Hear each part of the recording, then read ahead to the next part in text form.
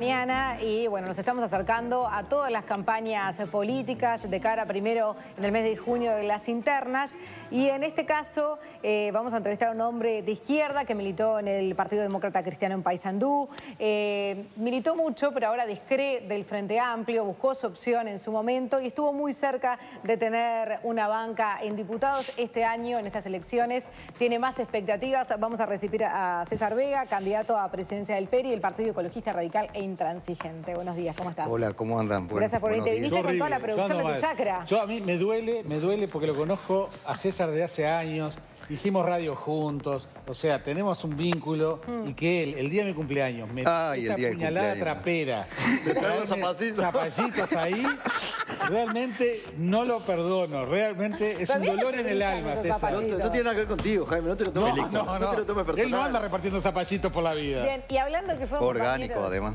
Compañeros de radio y todo eso, vos arrancaste hace muchísimos años, como en el 85, y fuiste de los primeros de hablar de los agrotóxicos. Sí, es verdad. En junio del 85, en CX30 La Radio, Agrovisión Nacional, en la época de Germán Araujo, me encontré hablando del prólogo de la guía SATA en contra de los agrotóxicos. Pero luego eso cambió. Se empezaron a denominar como fitosanitarios. Y agroquímicos. Agroquímicos, específicos. Pero siguen siendo venenos, ¿no? Muchos más fuertes, otros más suaves. No hay pero no hay más controles también, porque en aquel momento no había control, era indiscriminado. Sí, hay, pero también se usa mucho más. De, yo qué sé, 500.000 litros de glifosato te pasaste a 15 millones de litros. Bueno, entonces en realidad estamos peor. Por 30. Nosotros lo que intentamos demostrar es que se puede, como esto, digamos, hacer sin veneno. Esos son orgánicos. Mira el tamaño de semillas nuestras. Las semillas no deben de ser patentadas. Las semillas son de todos los seres humanos. Y hay que tratar de enfrentar al sistema. El sistema no quiere que yo haga esas semillas de zapallito. Entonces yo tengo que demostrar que pueden ser tan buenas como las que produce una multinacional. ¿Y crees que podés contra eso? Y bueno, es por lo que nos tuvimos que meter un poco en la política. Yo soy una persona que antes era muy introvertida y todavía se me nota, me cuesta mucho incluso arrancar. No es fácil para mí. ¿Y es desde la política donde se puede generar, digamos, el marco para que estas cosas se puedan controlar, César? Sí, porque nosotros salimos mucho a la calle en la época de la instalación de 2 plantas de celulosa. Estaba Ensi y Bosnia. Iban a ir juntas a 5 kilómetros de distancia una de la otra. Iba a ser un problema muy grave eso. Y me di cuenta de que me quedé... no pudimos. Estuvo bueno hacerlo. Salimos en la época de la instalación de la... ¿Cómo se llama? De Aratirí. Aratirí. Y no, estuvo bueno. Pero el pueblo, nosotros no somos el pueblo uruguayo muy de salir a la calle.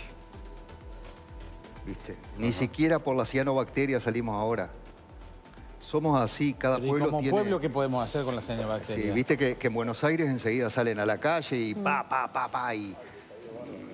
pero el asunto es que nosotros tenemos que meter gente en el Parlamento, y bastante, para desde ahí intentar el cambio.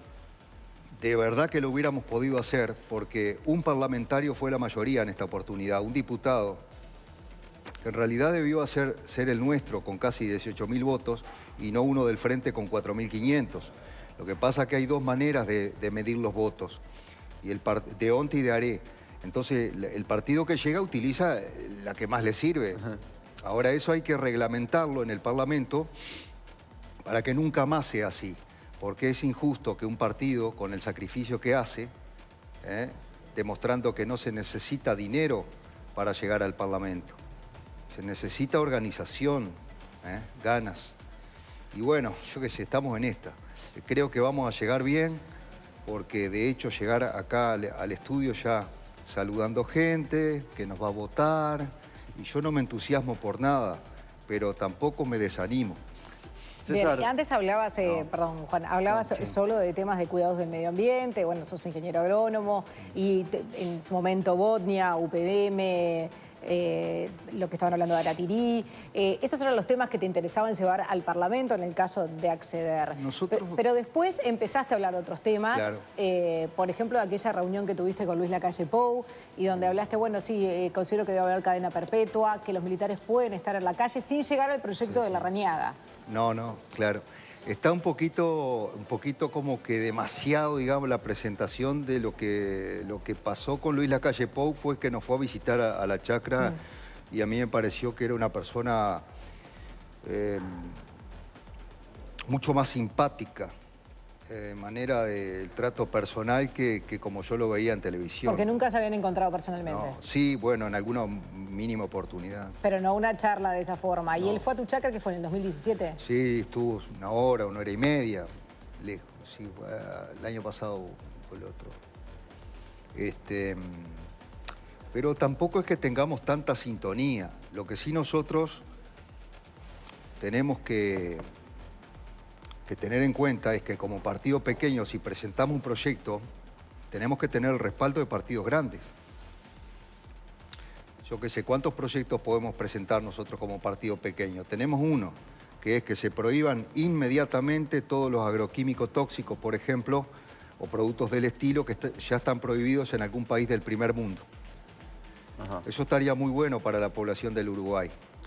Pero nosotros necesitamos que los partidos grandes entiendan esto y a la vez, bueno, lo de la perpetua está muy vinculado y fue bastante antes de que lo presentara Larrañaga, está vinculado a la muerte a sangre fría, al sicariato.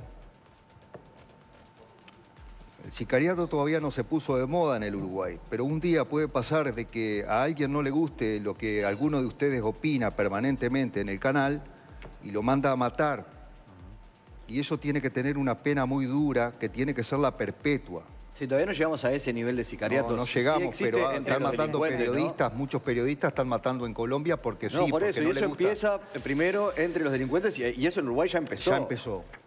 Y lo otro es para las violaciones de niños, de ancianos, de gente discapacitada, que también es un acto muy repudiable, debe ser repudiado por la humanidad. Y eso debe ser castigado de tal manera que cualquier otra persona que piense en matar a otro a sangre fría o a tomar a un niño de 2 o 3 años y violarlo, tiene que ser castigado con la perpetua. Porque ¿cuánto valía la vida de la otra persona que mataron? No es recuperable, no nos interesa si es recuperable. Eso es, lo de recuperable que se está discutiendo mucho, es para otros delitos. Sí, la vida de la otra persona tampoco vuelve, por más que quien le quitó la vida se pase 1000 años en la cárcel, ¿no? No es recuperable, sí, aunque se le mate a la otra persona, aunque se le dé pena de muerte tampoco es recuperable. Nosotros estamos en contra de la pena de muerte, pero no de la perpetua. Bien. César, volviendo al tema del ecologismo y el sistema, digamos, lo que el sistema responde es, lo que pasa que necesitamos a nivel mundial, ¿no?, de este tipo de productos para darle alimento a los seres humanos, que son 8.000 millones, y el mundo demanda alimentos, y Uruguay tiene que producir alimentos para 30 millones de personas, y es lo que, de alguna manera, además saca adelante el país económicamente, digamos. ¿Qué se responde a eso? Bueno, como yo suelo escucharte a ti también hablar de economía en la radio, yo tengo una respuesta para esa pregunta, y es que todo ese alimento se puede producir de esta manera. No, es una gran mentira que han instalado las corporaciones de que para producir el alimento para 7.500 millones de personas que somos ahora, necesitamos de estos productos. En realidad necesitamos sí de la maquinaria, del petróleo transformado en gasoil para la maquinaria, pero no de esos productos. Ajá. Y de hecho va a quedar demostrado porque estuvieron los chinos por acá a pedirnos que empecemos a plantarles soja orgánica, ¿verdad? Sí. Y les vamos a plantar mucha soja orgánica para los chinos. Y toda esa soja orgánica se va a tener que plantar como plantamos nosotros estos productos. Es decir, no se va a poder recurrir ni al glifosato, ni a los agrotóxicos, ni a nada de esto, ni a los fertilizantes. Y eso puede ser mejor negocio, porque esa es la mirada también que tiene el productor, ¿no? A ver, voy a vender más, va a ser mejor negocio. Hoy no es, porque si no ya lo harían así. ¿O tienen una percepción equivocada de...? Bueno, es un tema de hoy tiempos, no es porque también. no existió esa demanda antes del chino exigiendo un poco la plantación del producto orgánico. Ajá, de calidad. Pero yo les puedo decir que acá mismo en Uruguay, yo permanentemente, esto es verdadero, llamo 2, 3 personas por día llamándome a ver si tengo orgánico, y a todos les tengo que decir que no y que hay que manejar al productor para que se pase a orgánico. César, ¿qué opinás del preacuerdo UPM-2? Y para redondear, el zapallito no hay por qué venderlo más caro porque sea orgánico. Nosotros lo vendemos al mismo precio que el otro. Es decir, ahí hay otra gran mentira también que hay que destruir. Algunos productos orgánicos tienen que ser más caros. Por ejemplo, un pollo, un huevo, porque es más difícil. Pero estos productos se están abusando del consumidor cuando te los cobran al doble de precio por ser orgánico. Porque no tiene por qué ser más caro. De UPM... Jaime, hay que ir a buscarlo en la feria, ahí lo conseguís, ¿no? Sí, pero no hay. No, en las ferias orgánicas, que hay poquitas, pero si uno va a buscar... Hay muy poco, sí. De UPM 2, nosotros tenemos una teoría al respecto, y es que a UPM, a los finlandeses, lo único que les interesa es el puerto, que ya lo consiguieron en realidad, porque el Estado les cede así gratuitamente una parte del puerto, estilo de zona franca nueva en el Uruguay, la izquierda promoviendo zonas francas, todo lo que la izquierda fue contra las zonas francas, no sé si lo recuerdan en la época de Jorge Valle, le hicieron la vida imposible a Jorge Valle con la zona franca. Y lo otro que le interesa a esta empresa es la vía. Es una teoría que tenemos nosotros y no le interesa más nada que eso. Luego ellos van a decir que no pueden poner la fábrica en ese lugar porque ellos son los primeros que saben que esa fábrica termina contaminando gravemente el Río Negro, ¿verdad? Por las cantidades de fósforo que utiliza, que vuelca al río, y siendo el Río Negro un cauce que de a ratos no corre nada, cero corre. Cuando se cierran las compuertas corre cero. Únicamente que la UTE desista de generar energía eléctrica. Y entonces ese día ellos transportan toda la madera que tienen en esa zona hasta el puerto de Montevideo. Y de ahí a donde ellos quieran, incluso hasta la planta de otra planta que pudieran agrandar la planta de Bondia 1, no sé. Pero nosotros mantenemos esa teoría porque entendemos que los finlandeses no son tan estúpidos de instalar una planta de celulosa entre 2 represas en el Río Negro con, no sé, 10 veces menos de caudal que el río Uruguay. César Vega, muchísimas gracias por acompañarnos. Muchas gracias a ustedes. Podés llevarte la zapallita. No, dejale el por favor. Podés llevarte. Dejala. Gracias, César. Gracias a ustedes. Tenemos que actualizar ahora los principales títulos.